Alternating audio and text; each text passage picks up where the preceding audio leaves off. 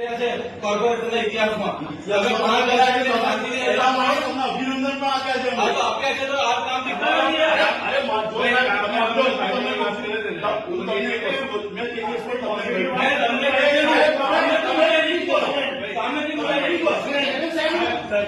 અમે તમને